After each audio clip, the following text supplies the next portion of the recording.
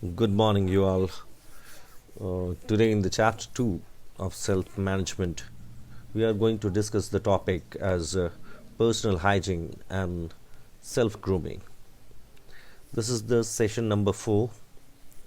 Let's start with it.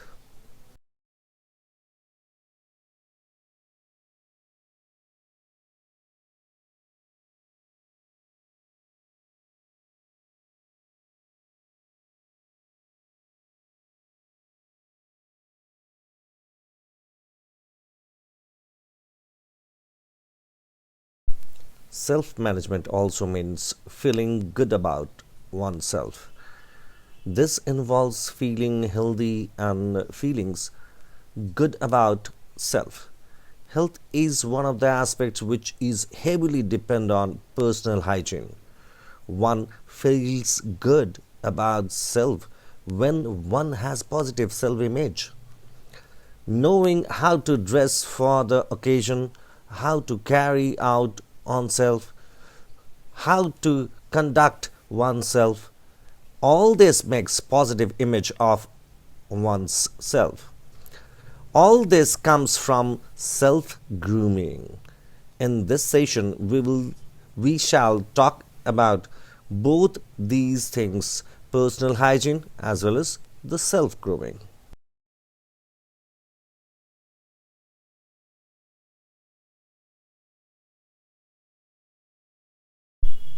Personal hygiene.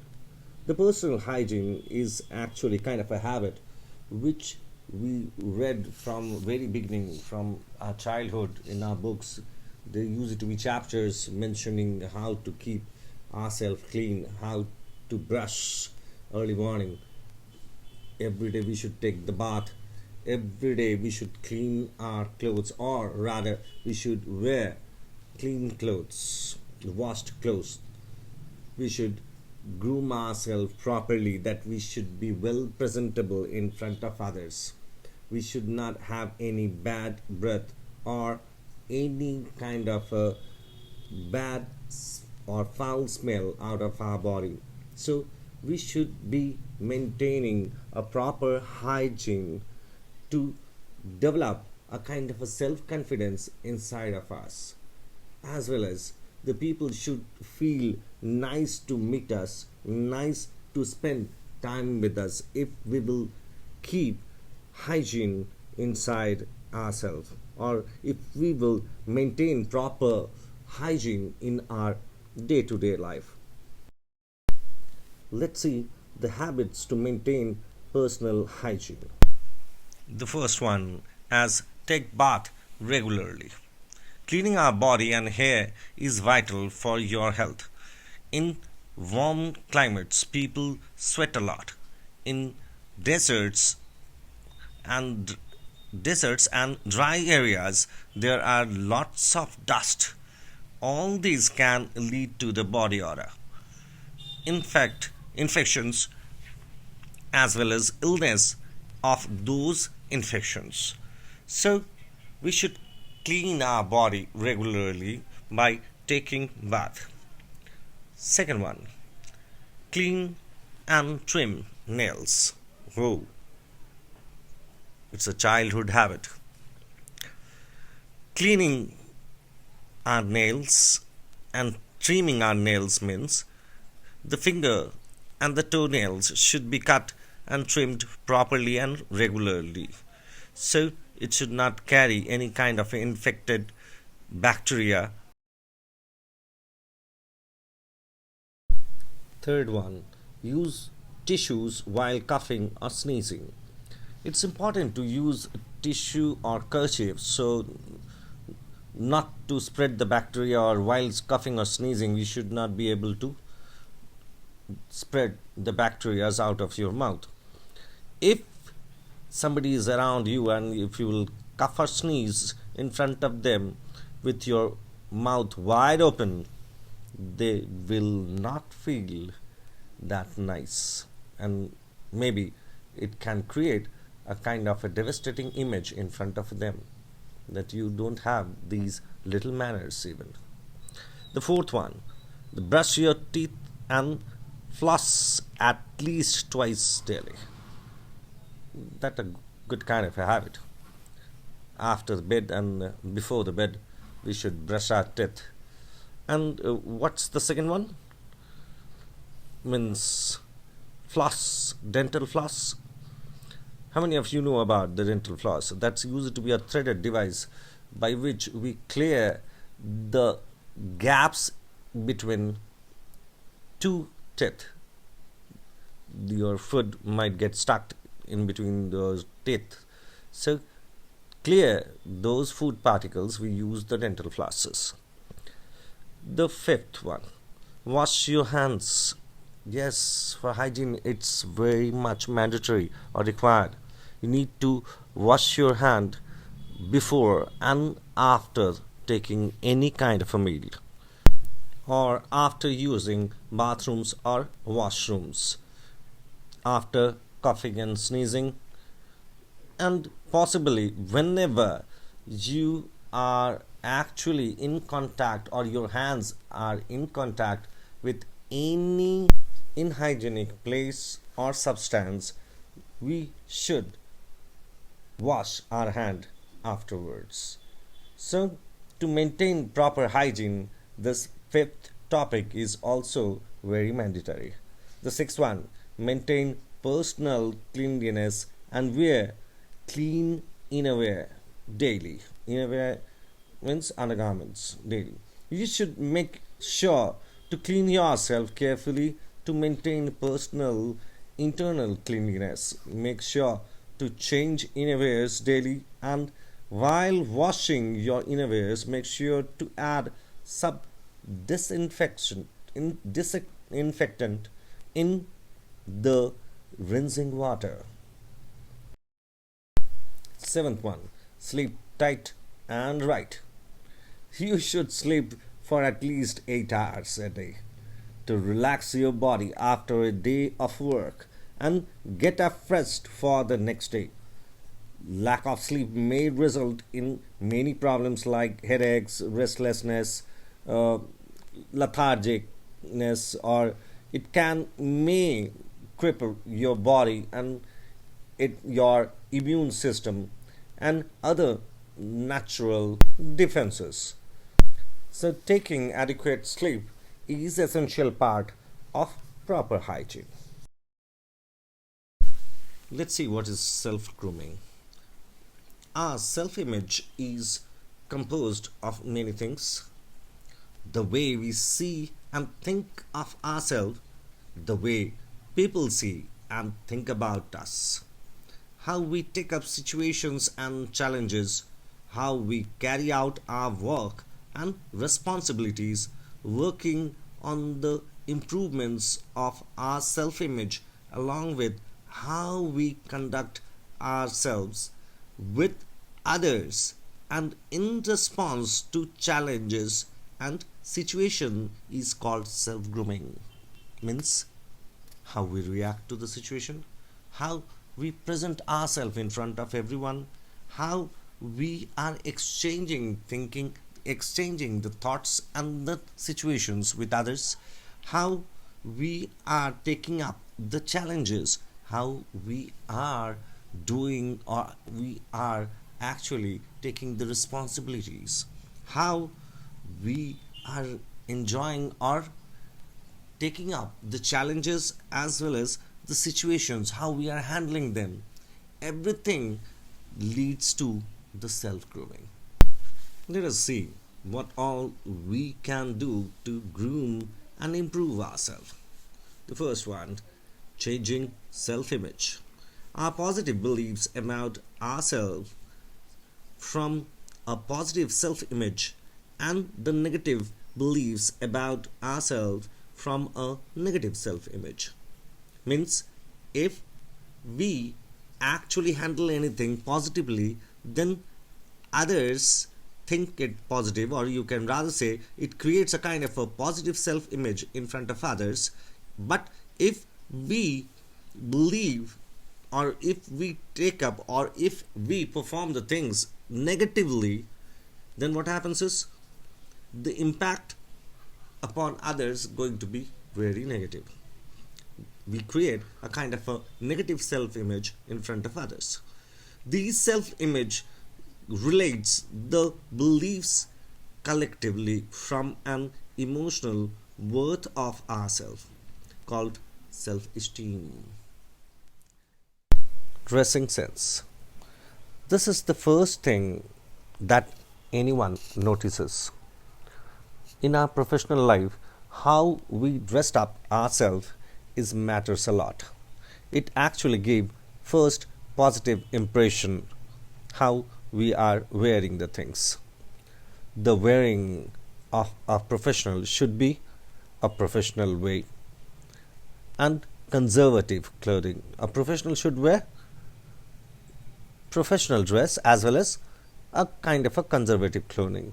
Our dress should be clean, well ironed, and not loose or not too tight. Wearing clean and polished shoes are mandatory. You have to wear clean and polished shoes. That actually send kind of a message, kind of a positive message in front of others whenever you are meeting someone professionally. The second one, body language. Now, what is body language? Body language is the collective name for the use of conscious and unconscious gestures, movements, and postures that we use to reveal our true feelings and emotions. It includes our gestures, postures, and facial expression. By merely pulling our shoulders back gives others an impression that we are confident person. Similarly, smile. You should have a big broader smile in your face while conversing with someone or doing any kind of a word of exchange with anyone.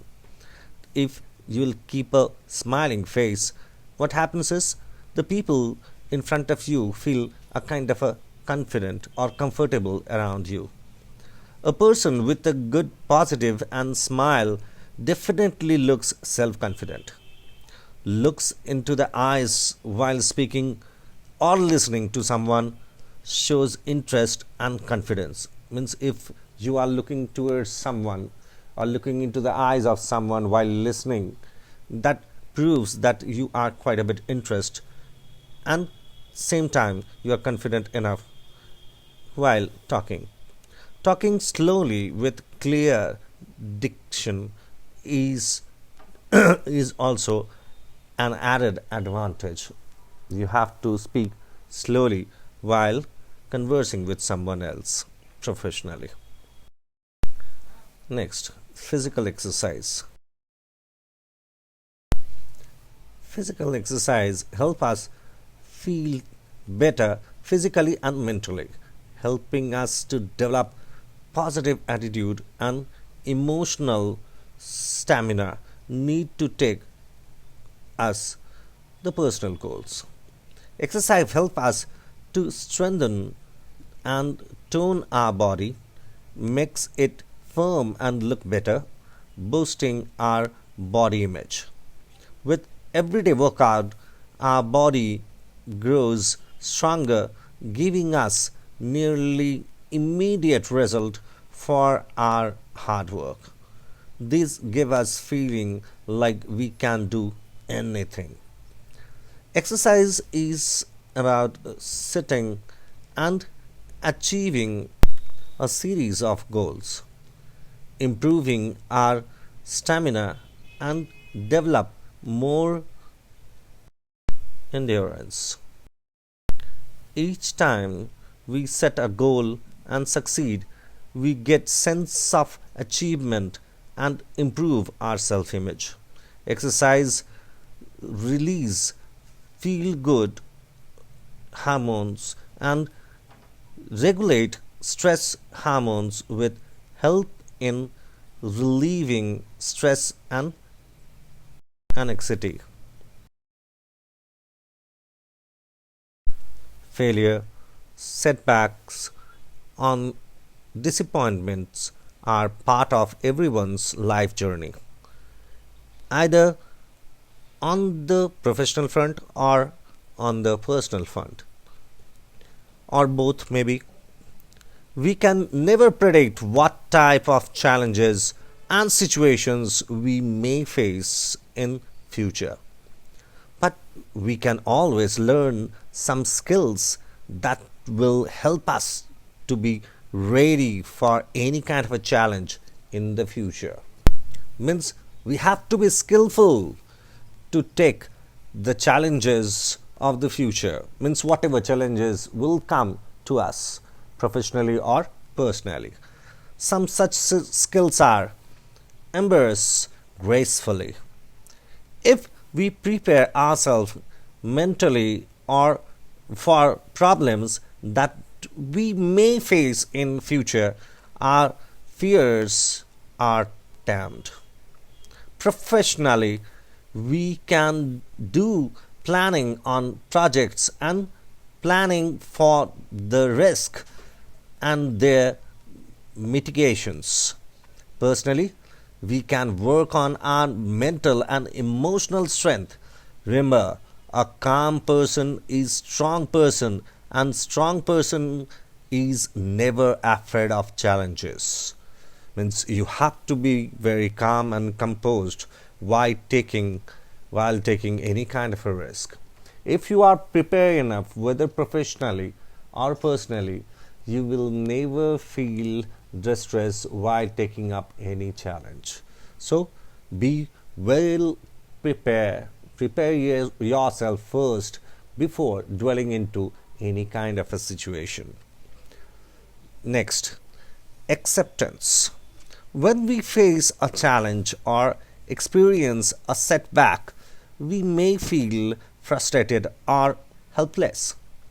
But if we handle it with different mindset, a different mindset means we can handle it with a bit differently, we will feel empowered. For this, first we need to acknowledge and accept the situation and use our strength and skills to counter it. Means first, whenever we encounter any kind of a problem, we should accept it. Means whatever debacle it may be, first we should accept it, and then whatever skill we are having in against how to curve it, we should counter it. Let's see the next one. Now the work ethics and the skills once again. The value of self-discipline and hard work combined is called work ethics.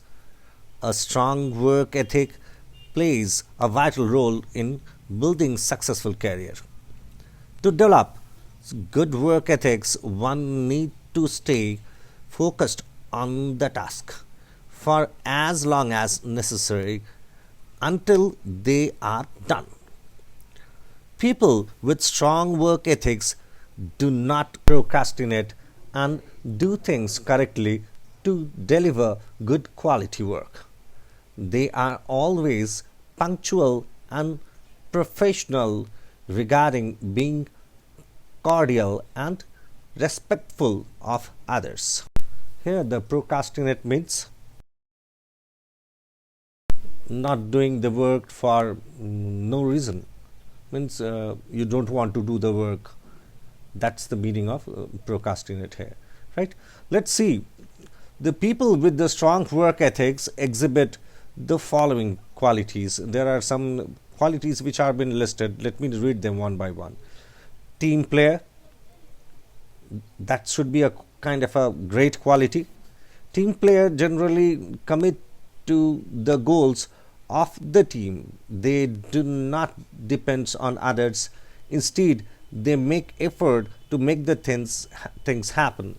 They remain flexible to the situation and participate with their teams to tackle the challenges without showing stress. They offer help to others, then to the team members, and support and respect them. Means you have to be a team player. Team player means You have to be within the team. You have to do your own efforts. You have to help the team members. You have to support them and respect them gracefully. The next one, the take initiative. Taking initiative is the work approach where one does things without being stubborn and takes advantages of opportunities that others miss to see. The people who takes initiative are highly sought after. Next one is accountability. Accountability means being responsible for what you do and are able to give a satisfactory reason for it. To be accountable to a team, one need to be clear what they need to do, work on that things and update the team when it is done. For high performing teams, accountability is the key ingredient. The next one is giving due credit. The success of a team is due to the combined effort of the team members. A good team player always gives credit to his team members and not just tries to seek all the praise for himself or herself. Giving credit builds the trust among the team. Let's see the next. Trustworthiness. It is crucial component of emotional intelligence. Trustworthy people are reliable. If they say they will do something, then they will do so. Their values are consistent with their actions. They also stand against unethical behaviors. Next one is dependability. Dependability refers to the quality of being relied upon, to able to be counted on, to be at the work on time, to be responsible of our action and behaviors, to be there when we supposed to be, keeping our senior at work updated about our availability or non-availability at work, updating our seniors about our progress in the work assigned makes us dependable and responsible. Organization skills.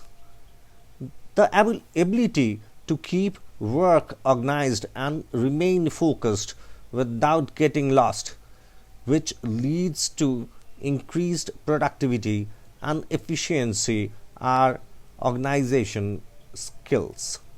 The organized people cultivate habits which help them to become organized.